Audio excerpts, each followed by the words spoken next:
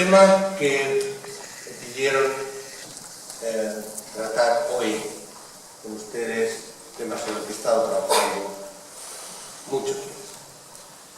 Entre otras cosas, mi primer esfuerzo original fue en torno a la llamada Agenda Lisboa, cuando nos reunimos en Lisboa unos pocos expertos en torno a la reunión del Consejo de Ministros Europeos en el año 2000, y en donde me pidieron en ese momento, concretamente Guterres, entonces primer ministro de Portugal, secretario general de Naciones Unidas, que investigara los problemas que podían surgir en el desarrollo de la Unión Europea y en particular la existencia o no de una identidad europea.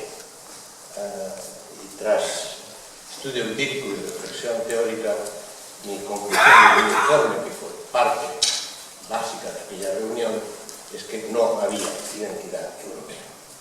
Y sin identidad europea difícilmente podía hacerse un proyecto de construcción europea. Y este es un tema que es recurrente y que ahora ha tenido consecuencias importantes que quisiera desarrollar más analíticamente. Porque en realidad el proyecto de construcción europea es un proyecto histórico y extraordinario, de una audacia increíble. Cómo poder unificar o al menos establecer vínculos de proyecto común, ahora 28, tal vez 27 países, en que cuando dicen, bueno, sí, es que tenemos muchas raíces comunes. ¿Qué raíces comunes? Lo común de los europeos ha sido matarnos alegremente durante toda la historia, y en particular en el siglo XX. Entonces, y de hecho, de ese pasado trágico, de ese pasado atroz de Europa, surgió el primer impulso inicial, original, de la creación primero de la comunidad y luego de la Unión Europea. Se trataba de controlar nuestros propios demonios, haciendo imposible que se repitiera de nuevo. Y recuerden ustedes que la primera institución que se creó en Europa, al principio, antes incluso de la Unión, de la Comisión Europea como tal, de la Comunidad Europea como tal, fue la Comunidad Europea del Carbón y del Acero, con Francia y Alemania integrándose y 4 países más añadiéndose. ¿Por qué? Porque Europa se empezó a construir por el carbón y el acero. ¿Por qué? Porque esas eran las industrias de la guerra entonces. Porque esas eran las industrias de donde salían los cañones, los tanques, los aviones, etc. Y si se unificaban, y si no había una industria alemana o una industria francesa, sino una industria europea, era prácticamente imposible disociarse para preparar la guerra. O sea, fue un movimiento absolutamente defensivo, que se multiplicó después en nuevas oleadas de proyectos defensivos. Se construye Europa para ser algo más que una serie de países en la órbita desgarrada entre la Unión Soviética y Estados Unidos. Y más adelante, cuando se plantea la globalización y la economía mundializada por la irrupción de Asia, primero de Japón, luego de China, la idea era también no convertirse en un satélite y claramente por países separados había un proceso de satelización. Entonces, esto es lo que hay que entender, que el proyecto de más audacia de construcción institucional histórica que ha habido en la historia se creó a partir de una serie de reflejos defensivos que utilizaron entonces algunos líderes visionarios como Adenauer, Schuman, De Gasperi, Monnet, que utilizaron esa posibilidad para crear un proyecto superior, un proyecto de una nueva civilización europea basada en valores de paz, en valores de decencia, en valores de universalidad que ellos identificaban con la llamada civilización europea. Esta contradicción ha estado presente en el conjunto de la historia y ahora de la crisis de la Unión Europea. Es decir, fue un proyecto a la vez utópico y materialmente defensivo. Y esta utopía no se comunicó de verdad a los ciudadanos. Fue una construcción desde el punto de vista de las élites europeas, de las élites intelectuales, pronto de las élites financieras que también vieron aquí el interés de Europa, de una Europa unificada, y en realidad no se creó un sistema de participación auténtica de los ciudadanos. Entonces, es un proyecto a la vez extraordinariamente importante en términos de contenido, pero que nació con un déficit democrático de base. Lo cual va bien mientras los beneficios están ahí, mientras las personas se dan cuenta que hay una prosperidad económica que en parte puede asociarse a la construcción europea, y mientras no hay grandes dificultades que permiten entonces el apoyar un proyecto que en el fondo iba poco a poco beneficiando a muchas personas, y sobre todo las nuevas generaciones empezaron a identificarse con lo que podía ser viajar a otros países, conocer otras culturas, etc. Pero de repente hubo una serie de crisis. Y en el momento en que hubo crisis profundas, en ese momento el edificio cultural e institucional de la Unión Europea rápidamente mostró sus debilidades. La crisis financiera de 2008, que no nace en Europa, nace en Estados Unidos, pero inmediatamente tiene un impacto directo sobre el euro y por tanto empieza a resquebrajar la construcción financiera y económica europea. Ocurre que esta crisis que empieza como crisis económica se combina con una crisis más amplia que no es específica a Europa, que es la crisis de legitimidad de las instituciones políticas, que lleva 20 años agravándose, que es fundamentalmente la crisis de las instituciones de la democracia liberal que se habían construido en las últimas décadas. Y que quiere decir simplemente algo muy sencillo: las instituciones solo existen, la democracia solo existe si existen las mentes de los ciudadanos.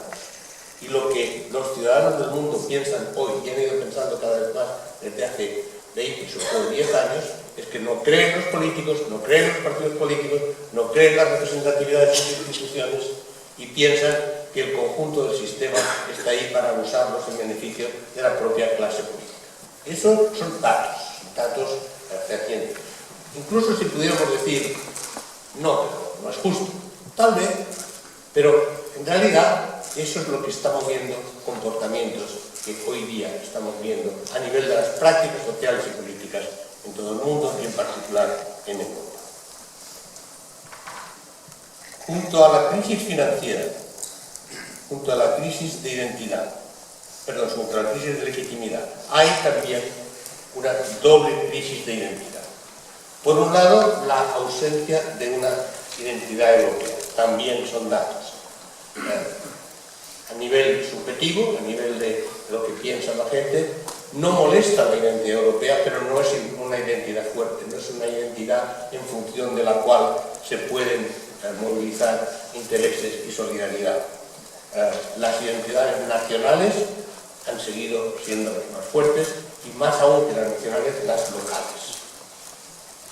Y por otro lado, también ha habido una crisis de identidad en términos de la cohesión cultural, cuando la inmigración ha crecido en Europa, se ha convertido somos hoy día un continente multicultural y multiétnico, pero no solo por la inmigración, y ese es el gran tema, sino porque hay importantes minorías religiosas, étnicas, que son europeos, que han nacido aquí y que cada vez son una proporción mayor de la población.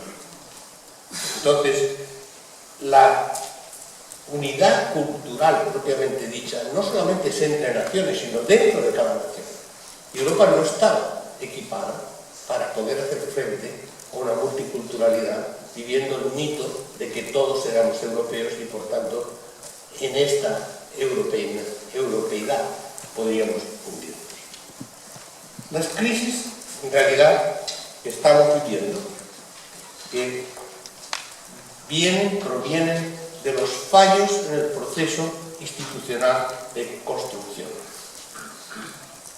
En el proyecto utópico de imponer desde arriba una realidad, siguiendo la estrategia de hacerla irreversible, creando condiciones que no se podían cambiar y por tanto había que seguir hacia adelante.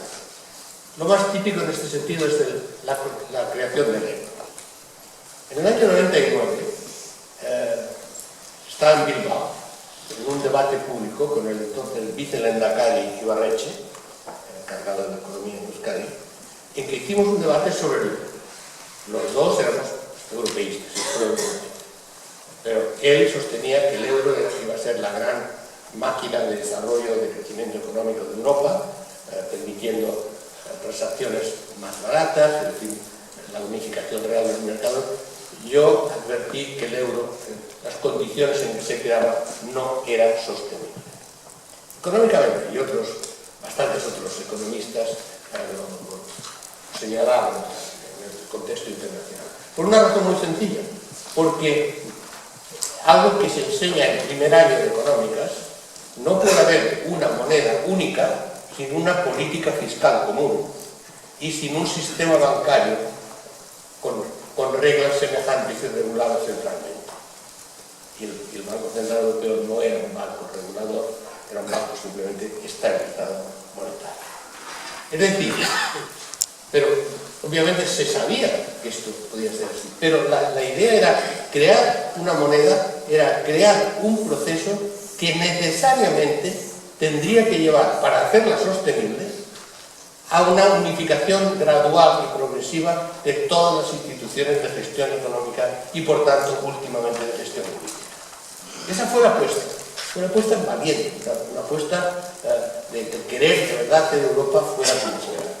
Pero chocó con las realidades económicas y cuando se intentó unificar las instituciones políticas para ajustarlas a esta unificación económica, empezaron las dificultades. Primero, a nivel político. Cuando el Tratado de Maastricht llevó a la idea de una Constitución Europea, en un sentido muy habermasiano, la sociedad y los estados se construyen a partir de un acuerdo, una deliberación y un acuerdo, y ese acuerdo se plasma en la Constitución y esas son las reglas de relación entre las personas. Yo siempre he creído que la Constitución, la dictadura constitucional es, en el fondo, crear una rigidez en las sociedades si esa Constitución no es susceptible de cambios, modificaciones, etcétera, como hay en otros países del mundo, pero en cualquier caso es coherente con la idea de que para construir una Europa unificada hace falta construir un Estado europeo, para el Estado europeo hace falta la Constitución europea. Totalmente coherente. ¿Qué pasó? Pues que no se pudo, porque cuando se puso a referéndum en Francia se rechazó, en Holanda se rechazó, en Irlanda iba a rechazarse y ahí se paró el proceso. ¿Y cuál fue la fórmula? Transformar el proceso de aprobación del referéndum en un proceso de tratados aprobados por los parlamentos nacionales. ¿Por qué? Porque los parlamentos todos estaban controlados por las clases políticas de distintos signos, que la gran mayoría de partidos políticos coincidían en la construcción de Europa en esos términos. ¿Cuál fue el costo de esto? Pues finalmente avanzar en una unificación progresiva de las instituciones, pero sin refrendo real, democrático, en términos de la deliberación. Es decir, recuerden que hay una coherencia en la Constitución habermasiana. Se empieza por la deliberación, no por la Constitución. La deliberación lleva entonces a un consenso y ese consenso se plasma en la Constitución. Eso no fue el caso en Europa. Entonces, toda esa construcción frágil, en el fondo impuesta, se funcionó mientras no hubo grandes sacudidas, mientras no hubo grandes crisis. Pero ahí, en la medida en que empezaron a surgir los problemas, empezó a observarse la dificultad de construir un Estado, que era la construcción de un Estado que yo en su momento consideré como una nueva forma de Estado, que conceptualicé como el Estado-Rey, que no era un Estado-nación, no era un Estado supranacional, porque había todavía competencias nacionales y regionales y locales, pero lo que se construyó, la construcción de la Unión Europea, fue un Estado-Rey, un Estado en que las instituciones europeas estaban ligadas a instituciones nacionales, eran gobiernos en situación de cogestión de conacionalidad, pero esto llevó a grandes dificultades de gestión cotidiana. ¿Cómo era posible hacer funcionar toda esa máquina con acuerdos, deliberaciones y decisiones de 12, 16, últimamente 28 estados? Como saben ustedes, ya a través de la reunión de los consejos de ministros cada 6 meses, pero esa forma de gobierno compartido en realidad no permitía la gestión diaria de la Unión Europea, con lo cual se dio un enorme poder a la Comisión Europea. La Comisión Europea ha sido muy vilipendiada justamente porque en realidad son funcionarios muy competentes y generalmente honestos, mucho más honestos que muchos de los gobiernos nacionales. Pero sin embargo, hay también un defecto de nacimiento, que es que ellos en realidad sí someten a los políticos sus decisiones, pero la máquina es lo que funciona. La Comisión Europea ha tomado las decisiones más importantes, ha ejecutado las decisiones más importantes y ha construido en realidad Europa, generando tensiones cada vez más fuertes, por un lado con sectores concretos de la población en distintos países y por otro lado con gobiernos nacionales cuando no funcionaba en términos de los intereses propiamente de esos gobiernos. Es decir, la constitución de una eurocracia, como la llaman en todo el Reino Unido, para resolver los problemas cotidianos, ha ido generando el déficit democrático. Más aún, la unificación para muchos era también unificación de las fronteras y por tanto la constitución del libre tránsito de personas con la creación del Tratado Schengen y por tanto bajar los controles de inmigración y desaparecer las fronteras dentro de Europa. Pero eso se hizo, primero, sin ningún tipo de reflexión estratégica y segundo, sin reforzar los controles de la Unión Europea en su conjunto hacia el exterior. Con lo cual, la inmigración incontrolada aumentó considerablemente. Pero no fue lo más importante. Lo más importante fue el no control legal de la inmigración intraeuropea. Miren, yo estudié bastante a fondo el Brexit y la razón fundamental de la reacción de los británicos, yo diría los ingleses sobre todo, porque los escoceses estaban a favor, contra el Brexit, fue La inmigración, pero no la inmigración del tercer mundo, no la inmigración de otras culturas, sino la inmigración de europeos del este, que en 10 años, más de 600.000 llegaron a Inglaterra y como tenían los mismos derechos que los ingleses, y no hubo un desarrollo paralelo de servicios sociales, de vivienda social, de educación, de hecho saturaron los servicios sociales y saturaron el estado de bienestar inglés. Esa fue la principal causa de la reacción. La cuestión era el polaco, la competencia de los polacos trabajando en Londres, pero sobre todo ocupando los servicios sociales que hasta entonces habían estado reservados a los residentes, no solo a los ingleses, sino a los residentes legales a través del control de la inmigración legal del otro mundo. El eslogan que llevó al Brexit, y es todavía el eslogan que existe hoy día en Inglaterra, es tomar el control de nuestras fronteras. El control de nuestras fronteras. Y ese eslogan no era un eslogan racista, sino xenófobo. Es decir, no era contra el tercer mundo, no era contra los inmigrantes de otras culturas, pobres, africanos, etc. Era sobre todo contra aquellos que tenían derecho de entrar en Inglaterra sin control, que fue el tema fundamental. Es decir, la idea de una construcción europea, de arriba a abajo, unificando la economía sin unificar las instituciones y luego forzando la unificación de las instituciones sin crear las bases de una identidad común, es lo que llevó al momento de la crisis financiera a una ruptura total de la solidaridad. ¿Qué quiere decir? Recuerden,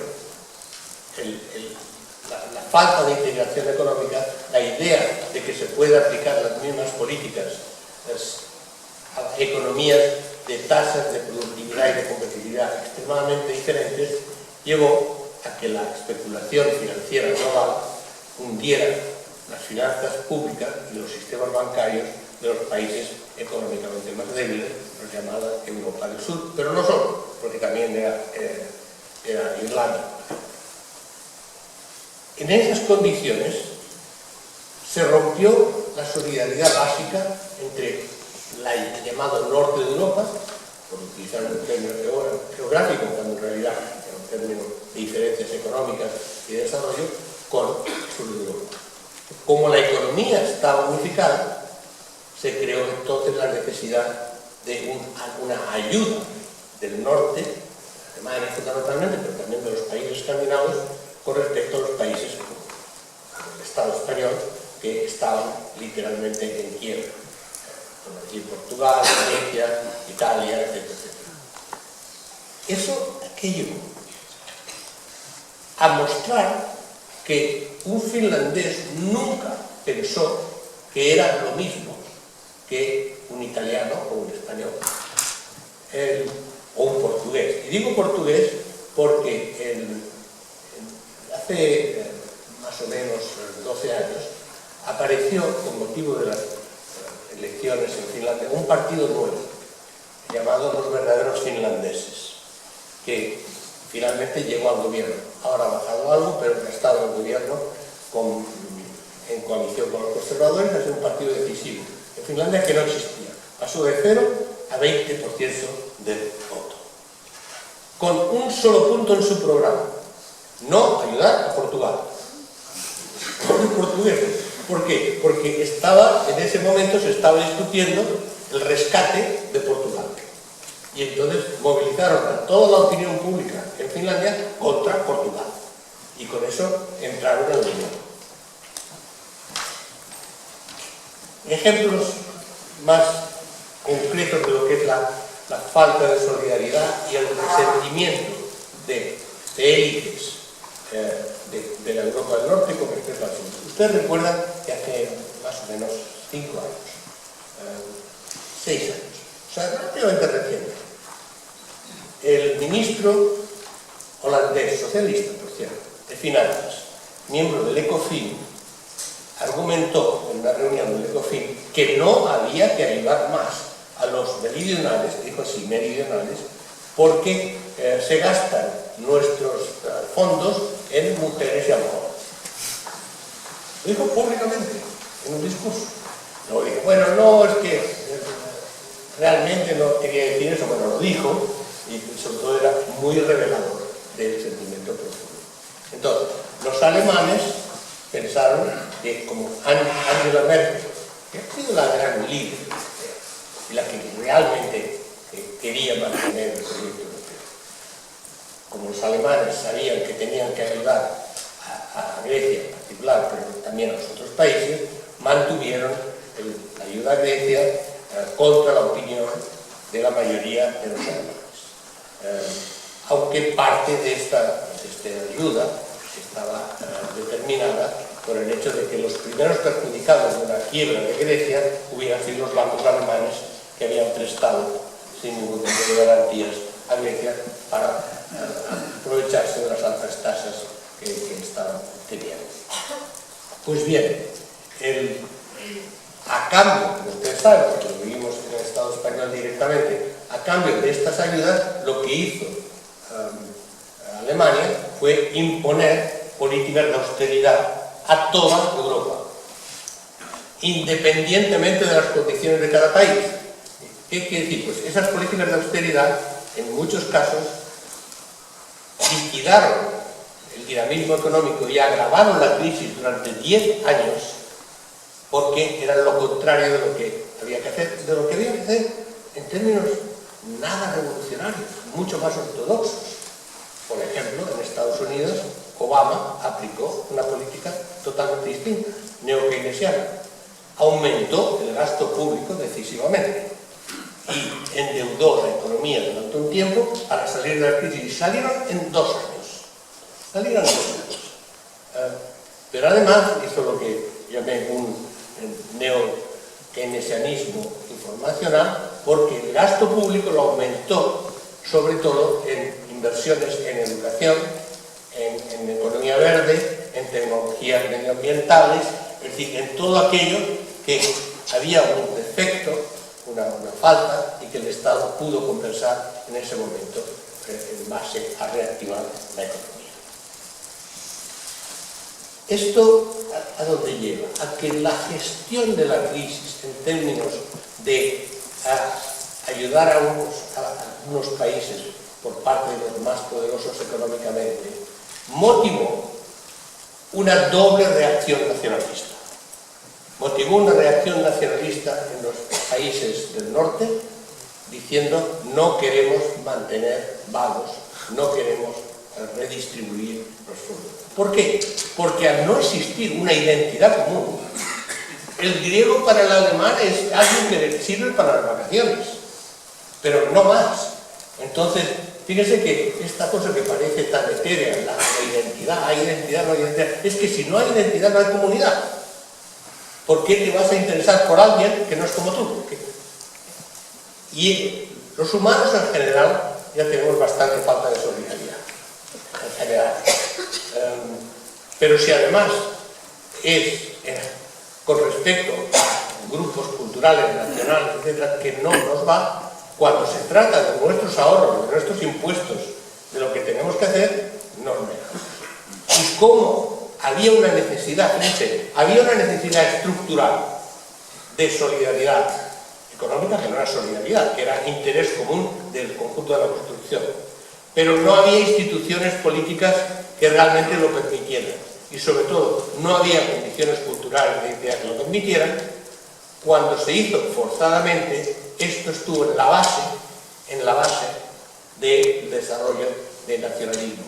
De los países del norte, por movilización de los intereses de las personas que se consideraban, en el fondo, ofendidas porque les obligaron de que no aceptaban las imposiciones de la Comisión Europea y del Banco Central Europeo. En el caso de Grecia, en algún momento, el banco, la llamada Troika, que incluía Alemania, el Fondo Monetario Internacional y la Comisión Europea, llegaron a instalar una oficina de control del Ministerio de Finanzas griego para supervisar cualquier transacción financiera del Ministerio de Finanzas griego. Esto fue lo extremo, pero hubo muchas otras formas de intervenir. El Estado español fue más ridículo porque España siempre dijo, no, nosotros no, estaban tan intervenidos o más que cualquiera, y de las 49 cajas de ahorro que había, 46 desaparecieron. Y algunas de ellas a través del fraude especulativo de Bankia, como ustedes saben. No elaboro sobre esto porque lo importante es ver cuáles han sido las consecuencias de esta gestión forzada de la crisis propiamente financiera, que se convirtió en crisis política en último término. ¿Crisis política en qué sentido? Pues que hubo este resurgimiento de nacionalismo diciendo nosotros queremos gestionar nuestros propios asuntos, no podemos dejar que otros países los gestionen. Y esto fue particularmente importante en un país demasiado fuerte para que lo impusieran, que fue el Reino Unido, en que los ingleses, y en particular los ingleses del norte de Inglaterra y de las zonas tradicionalmente industriales en depresión de Inglaterra, se rebelaron contra la idea de que Alemania les iba a decir, o Francia les iba a decir lo que tenían que hacer.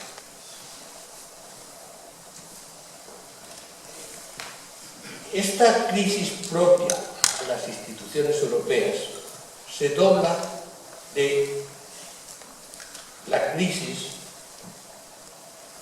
del nacionalismo del nuevo puño contra la globalización. Vamos a ver, la globalización es algo que ha perjudicado, que ha sido extremadamente beneficiosa para el dinamismo económico global capitalista en muchos niveles, pero al mismo tiempo ha golpeado numerosos sectores sociales en el mundo y también en Europa. Pero en Europa es que la visión de la globalización y la realidad de la globalización es que ha sido la Unión Europea y la Comisión Europea. Es la Comisión Europea la que ha llevado a cabo políticas globalizadoras para competir en la economía mundial y, por tanto, desde el punto de vista de la gran mayoría de europeos, la expresión de la globalización aquí no ha sido Estados Unidos, ha sido la Comisión Europea por encima de los intereses de los sectores específicos que se sentían golpeados por esa globalización. Llámese regiones industriales en decadencia, intereses agrícolas, políticas de empleo, etc. Es decir, que el nacionalismo que en todo el mundo se ha opuesto a la globalización, aquí esa respuesta y esa movilización nacionalista se ha hecho en contra de las instituciones europeas. Hay algo más que lleva a esta multicrisis, crisis financiera, crisis institucional, crisis de identidad y, en último término, crisis de las instituciones políticas. Y es que uno de los baluartes, uno de los elementos fundacionales del proyecto europeo fue la socialdemocracia europea. La socialdemocracia europea siempre ha sido europeísta y en los orígenes la socialdemocracia europea desarrolló lo principal que siempre ha tenido la socialdemocracia, hablando claro, que es el estado del bienestar. Eso es lo que son las señas de identidad de la socialdemocracia, y por impulso de los partidos socialdemócratas se generó un estado del bienestar europeo, redistributivo a muchos niveles, que además fue apoyado incluso en algunos momentos por algunos partidos demócratas cristianos, que en la llamada economía social de mercado se acercaron de las ideas de la socialdemocracia sobre la importancia para la legitimidad social y para la prosperidad económica de una construcción del estado del bienestar. ¿Qué ha ocurrido? Que en los años 90, uno tras otro, la mayoría de partidos socialdemócratas, bueno, yo diría todos los partidos socialdemócratas, desde luego el español también, se convirtieron al neoliberalismo. decir, y esto no es una ideología, esto es la convicción de que lo importante es la competitividad en el mercado y que todo tiene que pasar por eso. Es decir, neoliberalismo simplemente tratar al conjunto de la sociedad según reglas del mercado. No es una cuestión económica, es una cuestión social e institucional. Nadie nunca, sensato, en Europa, discutió la necesidad o el mantenimiento de la economía del mercado. La cuestión era saber cuáles eran los límites de la dominación de la economía del mercado sobre los procesos sociales, culturales e institucionales. Ahí, por razones que podemos hablar y podemos discutir, pero que fundamentalmente son razones de querer estar en la competición global sin perder el paso con respecto a Estados Unidos, a Japón en esos momentos, etc. La socialdemocracia europea dejó de ser socialdemocracia y se hicieron partidos socialistas neoliberales. Claramente en el caso de España, con las políticas de Miguel Boyer, apoyadas por Felipe González, etc. Eso fue el caso, claro. Según cómo se hizo, en algunos países había una dominante más explícitamente, puramente neoliberal, como en el caso de Blair, en Inglaterra. En otros casos, como en el caso de Francia, se combinaron a la vez con algún intento de mantener ciertas formas de protección social. Pero el mecanismo político a través del cual se consolidó esta nueva estrategia fueron los llamados grandes coaliciones, gran coalición, ejemplificada en Alemania, Partido Socialdemócrata siempre aliado con el Cristiano-Demócrata, ejemplificada en Italia en un momento, en Grecia, etcétera, etcétera. En España no, por razones específicas, pero en España el Partido Socialista se hizo propiamente por sí mismo neoliberal sin necesidad de contaminarse con el Partido Popular. Pues bien, la consecuencia concreta de las llamadas grandes coaliciones fue la desaparición progresiva de la socialdemocracia europea, que se ha ido liquidando en casi todos los países. Cuidado que esto no es un movimiento histórico ineluctable y que ahora hablaré de las nuevas cosas.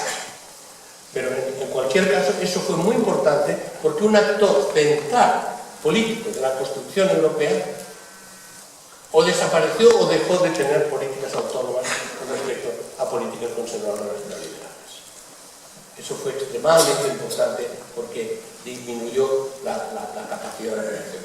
Y hubo la suerte, en realidad, de que Angela Merkel tomó el timón y decidió que había que salvar las instituciones europeas, la cohesión social, etc., porque si no, la crisis hubiera sido todavía mucho mayor.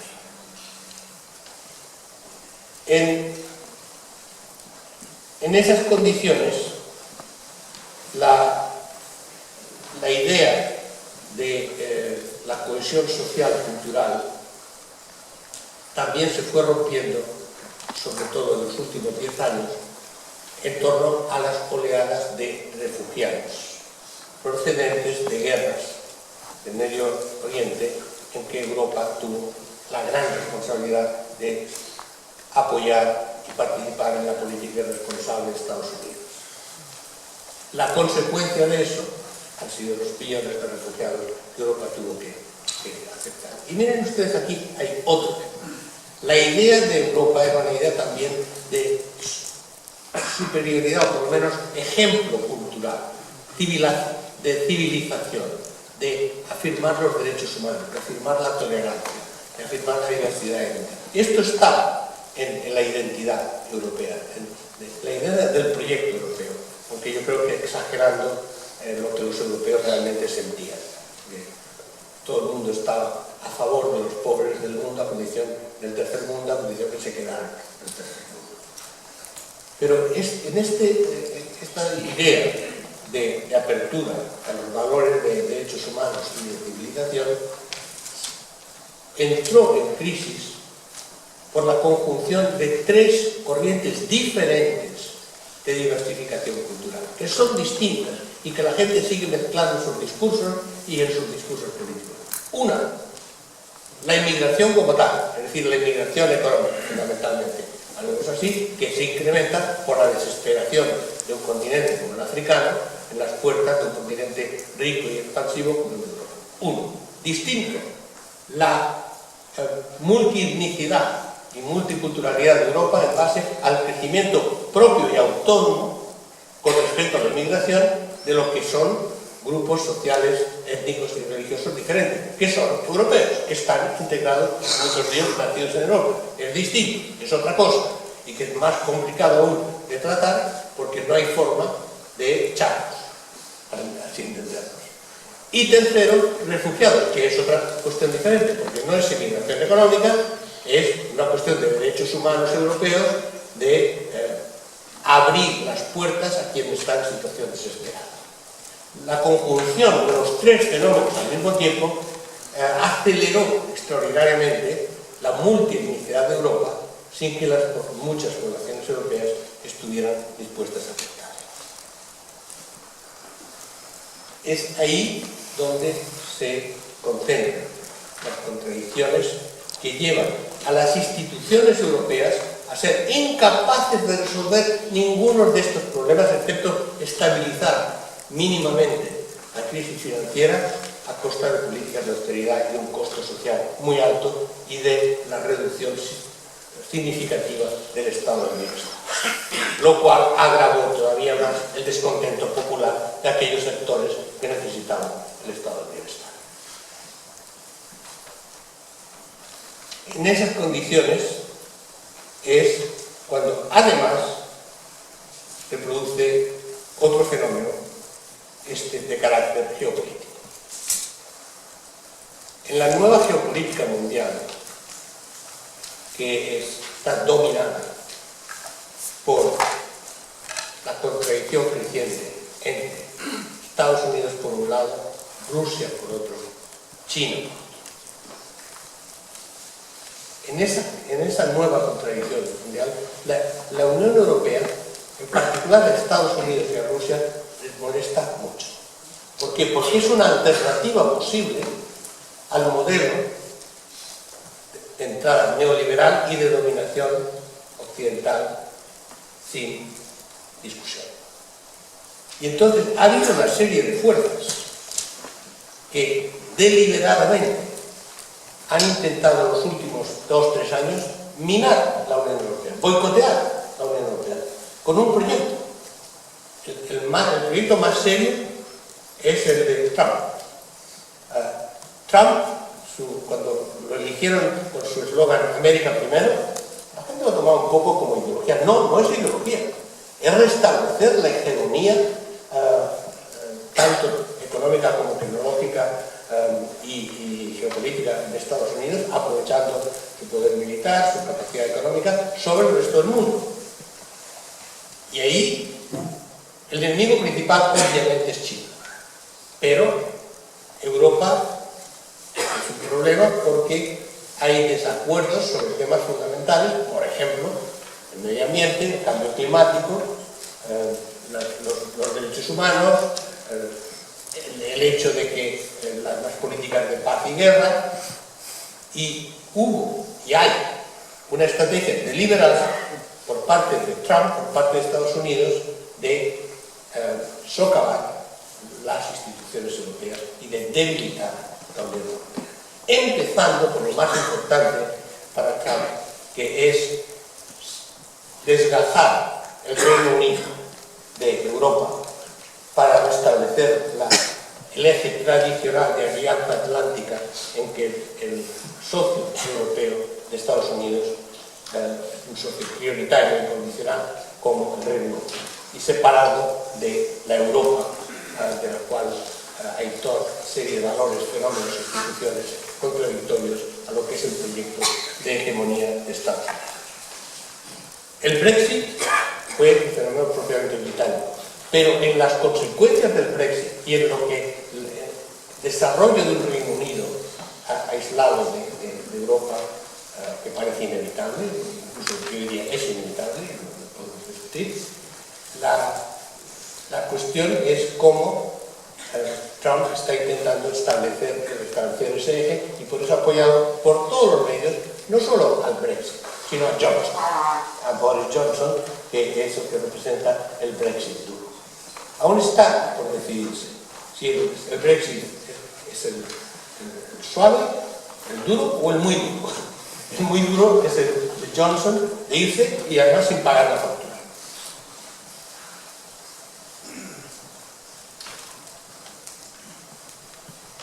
Rusia ha intentado aprovecharse de la debilidad europea para imponer condiciones y en particular extender su influencia en el este de Europa. Y ahí hay contradicciones extremadamente importantes, en Ucrania por ejemplo, pero contradicciones que llevan a que países como Polonia, como Hungría, en parte para defenderse de lo que puede ser Polonia sobre todo, una influencia rusa renovada, no están siguiendo las políticas conciliadoras de la Unión Europea, sino están afirmando su propio nacionalismo.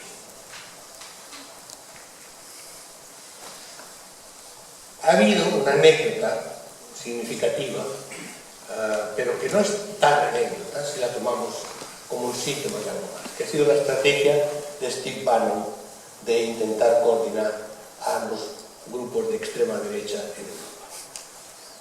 Como sabemos, ha habido un resurgimiento, por todas las razones que mencioné, de grupos, no solo de extrema derecha, sino nacionalistas importantes cuyo elemento común es la oposición a la Unión Europea y la oposición a la integración europea. Con actores muy importantes como Italia, llevado por Matteo Salvini, que es el hombre fuerte de Italia, que es explícitamente anti-Unión Europea, en el sentido de reivindicar la soberanía nacional italiana como cosa prioritaria. Y en relación, lo mismo con Polonia, lo mismo con Hungría, lo mismo con la República Checa, etc. O sea que, miren ustedes, de lo que eran movimientos de reacción contra las políticas paneuropeas, se han convertido en movimientos que hoy día están tomando el poder país tras país y que todos tienen en común la idea de que la Europa de las naciones tiene que dominar a la Europa unificada, a la Europa de valores democráticos y de valores solidarios. Sí, hay elementos en que todavía parecen resistir, como Alemania, fundamental, y Francia. Pero Francia, ustedes saben que el sistema político francés se hundió en las últimas elecciones, desaparecieron los partidos, los socialistas desde luego, pero los demás también, y surgió el fenómeno Macron, que apareció como el salvador de Europa. Bueno, Macron fue elegido por 17% de los votantes franceses, lo que pasa en la primera vuelta. Y su partido en las elecciones generales tuvo el mismo resultado. Lo que pasa es que como todo el mundo se movilizó para evitar que el Frente Nacional llegara al poder, entonces ahí apareció como una gran victoria, pero Macron tiene una base débilísima. ¿Qué ha ocurrido? Pues que en cuanto Macron ha intentado poner en marcha reformas en el fondo neoliberales, ahora se está arrepintiendo, ha tenido una oposición social muy fuerte, en la que se mezclan elementos nacionalistas con elementos sociales y de revuelta de las capas populares, sobre todo en las provincias, llamados gilets jaunes, que han puesto en cuestión realmente la hegemonía política y cultural de Macron y del macronismo. Y los gilets jaunes son un movimiento todavía por definir, porque hay elementos de revolución. Ellos se consideran herederos de la Revolución Francesa y ellos hablan de la nueva Revolución Francesa contra las élites, pero no votan por Le Pen. Solo una pequeña minoría parece estar relacionados con Le Pen, y de hecho Le Pen no los apoya porque son autónomos, van por su cuenta. Pero es un movimiento que fundamentalmente pone en cuestión la legitimidad de la política francesa actual y la legitimidad de la Unión Europea. Y el día de las elecciones europeas, el Gilets jaunes estaban en Bruselas manifestándose contra en la Comisión Europea y contra las instituciones europeas. Ustedes ven, país por país se va configurando un enorme movimiento que en el fondo tiene en común ese desafío a la construcción europea. Steve Bannon intentó coordinar todos esos movimientos. Steve Bannon, como ustedes saben, fue un estratega que realmente consiguió la elección de Trump. Es un líder nacionalista americano que es de verdad ideológico y líder, no como Trump, que es un sinvergüenza, simplemente se aprovecha de lo que puede. Aparte de ser un psicópata, es un sinvergüenza y no tiene ningún otro principio que no sea. Pero Trump sí. Trump quiere construir y ha construido un movimiento nacionalista de Estados Unidos, ultranacionalista, ligado a movimientos más amplios en el mundo de defensa de la civilización cristiana y occidental. Ahí vamos en serio. Entonces, como saben, Bannon se instaló, lo habrán leído en la prensa, yo empecé el primer artículo sobre estos temas cuando no se conocía mucho, se instaló en Bruselas. Trump lo echó de la Casa Blanca por la razón muy sencilla de que, como es un ideólogo nacionalista y se lo cree, Bannon se enfrentó con la familia de Trump diciendo bueno, que él no había hecho todo eso para que este grupo de sinvergüenzas se aprovecharan personalmente. Y entonces Trump lo echó porque Trump prefiere su familia. Llegó a Bruselas, se instaló con el apoyo de partidos extremistas flamencos y ha ido construyendo una red. Y ya saben ustedes la historia famosa de que Salvini le dejó el control del monasterio medieval en el que estaba preparando la formación de cuadros para luchar contra la Unión Europea, contra los globalistas, como llaman, y contra el Vaticano del Papa Francisco. Lo hizo en combinación con el grupo de cardenales ultraconservadores que lo están apoyando. Entonces, Bannon está articulando todas esas fuerzas y había ya centrado y había empezado los cursos de formación en ese monasterio para 200 activistas al año. Pero las cosas afortunadamente nunca van en la línea de lo que la gente quiere, porque como hay contradicciones del gobierno italiano entre el Cinque Stelle y la Lega, el ministro de Cultura de quien depende el monasterio, el Cinque Stelle, cuando ha visto la enorme publicidad que se estaba dando en el mundo al famoso monasterio, le acaba de quitar, acaba de anular la licencia de concesión del monasterio. Pero bueno, no será ese monasterio, pero será otra cosa. Pero lo que está claro es que Bannon, con capitales que todavía no he podido determinar de dónde, lo dice su fortuna personal, sí, muy rico, pero no basta. Está jugando de coordinador.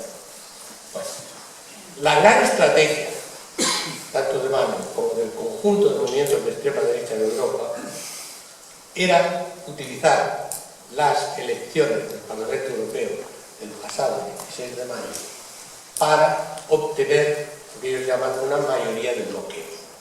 Es decir, no podían ganar la mayoría del Parlamento Europeo, pero con un tercio de los europarlamentarios sí que podían bloquear completamente cualquier decisión significativa por los presupuestos europeos. Han fracasado. Una serie de gentes hicieron, y yo participé en esto, una serie de contraestrategias, sobre todo entrando en las redes sociales, que es donde había ganado Bannon la campaña de Trump. Entonces, ha habido una verdadera batalla de los hackers de Bannon contra los hackers democráticos que habíamos estado organizando en las redes sociales, y se han movilizado los jóvenes contra ese proyecto de Bannon. Y el resultado es que solo consiguieron, pero es mucho, 23% de los eurodiputados, y cuando se vayan los ingleses serán menos del 20%. Y con eso serán una minoría vociferante tipo Vox. Por cierto, Vox está directamente ligado a Bannon en ese aspecto. Van aquí, visito a Bannon, recibe instrucciones, etc. Todo eso está realmente ligado. Bueno, entonces, por tanto, lo que podía ser la continuación La crisis en Francia podía haber llevado a un Brexit en base a las campañas de los Gilets jaunes. El Parlamento Europeo podía haber sido bloqueado. Eso, en estos momentos, se ha parado esa ofensiva en base a movilización de jóvenes. Pero no de jóvenes en general, en base a movilización de jóvenes articulados en nuevos movimientos sociales que han entendido y quieren que la Unión Europea sean el tipo de instituciones que ellos necesitan para los nuevos valores. Fundamental, he llamado síndrome Greta, la adolescente sueca que con 15 años el año pasado se plantó delante del Parlamento sueco para decir que tenían que cambiar las políticas contra el cambio climático porque ella quería vivir en el futuro y que con el cambio climático, tal y como se iba a destruir, no el planeta, cuidado, no es el planeta estaría feliz sin nosotros. Nosotros en el planeta, es la habitabilidad del planeta. Entonces eso ha generado simbólicamente un movimiento de jóvenes, y muy jóvenes a veces, en toda Europa, que se han articulado las políticas de los verdes, y recuerden, ¿quiénes han sido los grandes triunfadores de las elecciones europeas que han bloqueado la extrema derecha? Los partidos verdes, los partidos ecologistas y los partidos feministas o ligados a valores feministas, dentro de una nueva forma política que son los partidos socialdemócratas feministas. Y eso, es decir, partidos socialdemócratas que afirman el feminismo como uno de los ejes fundamentales. Eso ha cambiado, ha regenerado una parte de la socialdemocracia europea antes de que muriera. De repente ha resucitado en Holanda, ha resucitado en Dinamarca, se ha reforzado en Suecia y, como ustedes saben, en España. Y en todos esos casos, y en Portugal, y en todos esos casos, la combinación valores feministas y valores ecologistas son los que han creado una nueva capacidad socialdemócrata de contribuir al desarrollo de la sociedad y al desarrollo de las instituciones europeas. Feminismo, ecologismo, europeísmo son las bases de la nueva socialdemocracia que está empezando a regenerarse cuando todo el mundo la creía muerta. La cuestión que se está planteando en estos momentos es la siguiente. La reconstrucción del proyecto europeo no puede hacerse, no se hará sobre las bases existentes. No se trata solo, aunque es importante, de una nueva política fiscal, de ajustar los desfases del déficit democrático, de la participación. Es otro proyecto. Yo hace años, como algunos de mis colegas aquí saben, desarrollé un intento de teoría de la identidad aplicada a la política que diferenciaba entre las identidades de resistencia en base a culturas, tradiciones históricas formadas y las identidades proyecto, que son las identidades que están en proceso de formación. No es lo que eres, sino lo que quieres ser. Las identidades culturales de resistencia se desarrollan contra la globalización, se desarrollan contra los proyectos de uniformidad cultural e institucional de los Estados-nación que han tratado siempre de aplastar a las identidades que no eran las dominantes del Estado-nación, Cádiz, Cataluña, etc. Y esas identidades, las identidades de resistencia, tienen un valor enorme por oponerse justamente al deseo de desmilitarización, al deseo neoliberal de la globalización, que ya no hay identidades, como dice el ideólogo americano Tom Friedman, el mundo es plano. El mundo es plano quiere decir que todos somos iguales. Pues no, el mundo no es plano y las fuerzas más importantes de conflicto que se han desarrollado en el planeta en los últimos 20 años han sido fuerzas identitarias. Nos parece bien o mal, pero son esas fuerzas. Pues bien, la superación de identidades que llamamos la resistencia, que hoy día se está produciendo en Europa, esa superación solamente puede efectuarse a través de identidades proyecto que movilicen y creen nuevas culturas a partir de ideales, proyectos, aspiraciones, ambiciones de las nuevas generaciones sobre todo, pero del conjunto de la sociedad, en torno a la reconstrucción de una cultura. No a la afirmación de una cultura preexistente solo, sino a la creación de nuevas culturas. Y esas son las identidades proyectos. Y depende de que una identidad europea se construya en base a una identidad proyecto que incorpore todos estos valores que acabo de señalar, porque están en la realidad, no porque sean lo que se nos ocurre, sino porque son los valores que movilizan a los jóvenes, que movilizan a las nuevas generaciones y que hoy día están en la mente de una gran mayoría de personas, insisto, feminismo, ecologismo fundamentalmente, pero también algo más, lo que yo llamo la oposición de las naciones europeístas contra las viejas naciones europeas. Es decir, la idea, tengo que decir que sí, que yo estoy influenciado por mi experiencia, mi vivencia en Cataluña, pero yo aplicaría lo mismo a Euskadi. Yo no conozco ninguna sociedad más pro-europeísta que la catalana, pero es en función de conseguir una Europa en la que las instituciones europeas puedan proteger y hacer respetar valores propios de culturas y de pueblos que no son dominantes en las construcciones de los estados nacionales. Los estados nacionales han sido superados por la historia, claramente, pero no han sido superados en el sentido de crear una gran comunidad universal de que todos somos iguales y ya no hay diferencias. No, son estados nacionales, son elementos de culturas nacionales que hoy día están articuladas a nivel global y que se van relacionando las unas con las otras y van creando nuevas instituciones de co-nacionalidad más que de nacionalidad. Entonces, hoy día el resurgimiento de nacionalismos contra la Unión Europea se hace en base a resucitar las viejas soberanías nacionales y rebeldes.